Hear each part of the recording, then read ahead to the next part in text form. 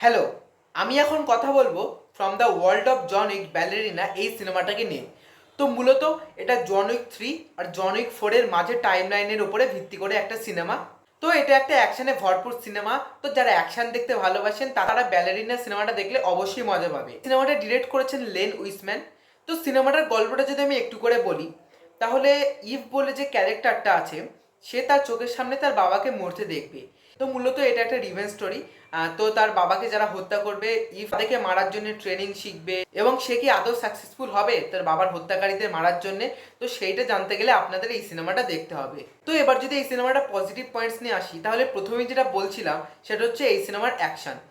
তো John Wick সিনেমাটা আমাদের কাছে পরিচিত তার অ্যাকশনের জন্য। হলিউডে জন উইক একটা অন্য লেভেলে অ্যাকশন নিয়ে গিয়েছিল। ব্যালেরিনাও কিন্তু তাই করেছে, ব্যালেরিনার অ্যাকশনও কিন্তু দারুণ। এই সিনেমার অ্যাকশন কোরিওগ্রাফি পুরো জন উইকের মতোই হয়েছে, যেটা দেখতে কিন্তু ভালো লাগে। এখানে ইভ তরোয়াল দিয়ে একটা জায়গায় মারপিটের সিন আছে, বা একটা জায়গায় গ্রেনাইট ফেলে ডেনমার্কে একটা সিন আছে, সেটাও দেখতে ভালো লাগে। এবং একটা জায়গায় দেখলে আপনার ট্রিপলারের কথা মনে পড়বেই, যেটা হলো ফায়ার ভার্সেস ওয়াটার। তো এখানে একটা ফায়ার গানেরও ব্যবহার করা হয়েছে, সেইটা দিয়েও কিছু অ্যাকশন সিনস আছে। তো সব মিলে এই সিনেমাটা অ্যাকশন কিন্তু দুর্দান্ত করেছে, প্রত্যেকটা অ্যাকশন সিনসই কিন্তু ভালো। বিশেষ করে সিনেমাটার লাস্ট আধ ঘন্টায় যে ডেনমার্কের যে ফাইট সিনটা আছে, সেখানকার অ্যাকশনটা হচ্ছে এই সিনেমার সব থেকে বেশি ভালো।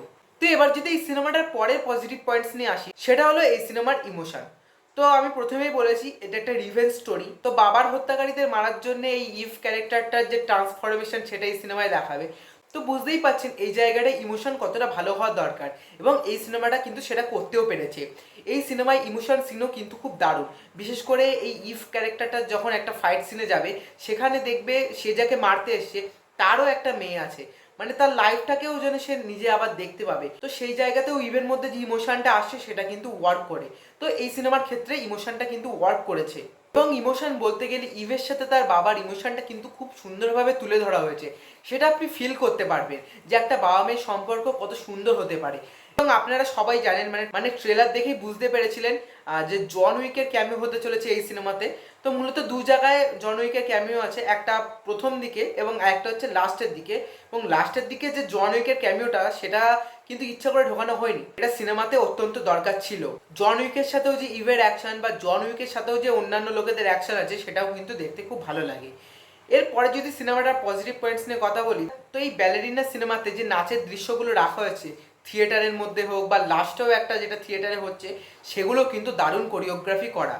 এছাড়াও সিনেমার বিজিএম এর কাজও কিন্তু খুব ভালো হয়েছে। জন উইকের বিজিএমটা ইউজ করা হয়েছে, যেটা শুনতে খুবই ভালো লাগে এবং সেটা একটা আইকনিক বিজিএম। এছাড়া সিনেমার মিউজিকের কাজও কিন্তু খুব ভালো হয়েছে।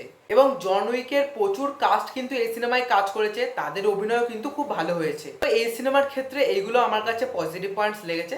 আমার এই সিনেমাতে খুব একটা নেগেটিভ পয়েন্টস মনে হয়নি, একটা জায়গাতে শুধু মনে হয়েছে। তো এই সিনেমার লাস্টের একটু আগে একটা টুইস্ট রাখা হয়। এই টুইস্টে ইভের সাথে একটা অন্য ক্যারেক্টারের রিভিল হয় যে সে আসলে কে। কিন্তু সেই জায়গাটা যে ইমোশনটা ডিম্যান্ড করে বা আরেকটু স্পেস ডিম্যান্ড করে, সেটা কিন্তু এই সিনেমায় রাখা হয়নি। মানে বাবা আর মেয়ের ইমোশনটা যেমন খুব সুন্দরভাবে তুলে ধরা হয়েছে, ইভের সাথে সেই ক্যারেক্টারটা ইমোশন যদি আরেকটু রাখা হতো, তাহলে আমার মনে হয় আরও ভালো হতো। তো এছাড়া এই সিনেমার ক্ষেত্রে আমার অন্য আর কোনো খারাপ দিক মনে হয়নি। তো এই সিনেমাটা এমন জায়গায় শেষ করা হয়েছে যে বোঝাই যাচ্ছে যে এর পরবর্তী একটা সিকুয়েল আসছে, এবং সেটার জন্য কিন্তু আমি অপেক্ষা করে আছি। এই সিনেমাটা একটা দারুণ অ্যাকশন বেস সিনেমা হয়েছে। তো যারা মূলত জন উইক ফ্র্যাঞ্চাইজির খুব বড় ফ্যান, তারা এই সিনেমাটা অবশ্যই দেখুন। এবং জন উইকের যে দুটো ক্যামিও আছে, সেটা দেখতেও কিন্তু খুবই ভালো লাগে। তো ব্যালেরিনা সিনেমাটা নিয়ে এটাই ছিল আমার মতামত। আমার কথায় কোনো অমত থাকলে সেটা কমেন্টে জানাবে। আর চ্যানেলে নতুন হয়ে সাবস্ক্রাইব করে দেবেন, ভিডিওটা ভালো লাগলে লাইক কমেন্ট করে দেবেন। So tata.